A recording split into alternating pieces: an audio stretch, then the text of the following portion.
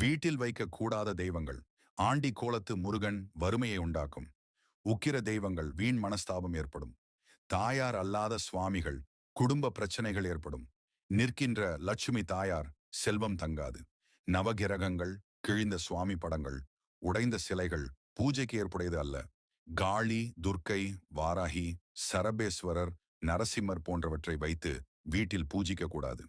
பூஜை அறையில் எந்த சாமி படங்களை வைக்க வேண்டும், எந்த சாமி படங்களை வைக்கக்கூடாது என சில சாஸ்திரங்கள் உள்ளன. அதை முறைப்படி பின்பற்றினால் எப்போதும் நன்மையே நடக்கும். மேலும் வீட்டின் பூஜை அறையில் சனீஸ்வர பகவானின் படங்களை வைத்து வழிபடக்கூடாது. மாறாக அவருடைய வாகனமான காகத்தின் படத்தை வைத்து வழிபடலாம். காரணம், சனியின் பார்வை நம் மீது நேரடியாக படக்கூடாது. நவ கிரகங்களின் படங்களை பூஜை அறையில் வைத்து எப்போதும் பூஜை செய்யக்கூடாது. நடராஜரின் உருவ படத்தை பூஜை அறையில் வைக்கக்கூடாது. கடவுளின் உருவமானது மிகவும்